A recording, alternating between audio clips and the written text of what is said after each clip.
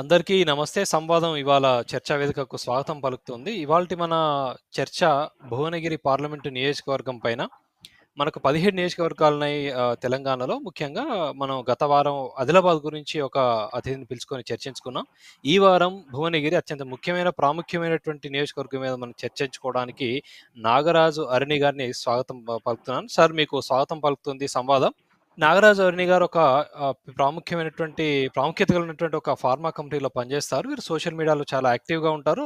రాజకీయాల గురించి భువనగిరి పార్లమెంటు నియోజకవర్గం యొక్క మొత్తం ఇన్ అండ్ ఔట్ వీరికి మొత్తం సమగ్రమైనటువంటి అవగాహన ఉంది. అందుకే వారిని మనం ఇవాళ ఆహ్వానించడం జరిగింది. నాగరాజు గారు, భువనగిరి బూర నర్సయ్యదేనా అనే ప్రశ్నతో మనం మొదలు పెడదాం. ముందుగా ధన్యవాదాలు సుమంత్ గారు. సంవాదాలకు ధన్యవాదాలు ఈ అవకాశం ఇచ్చినందుకు.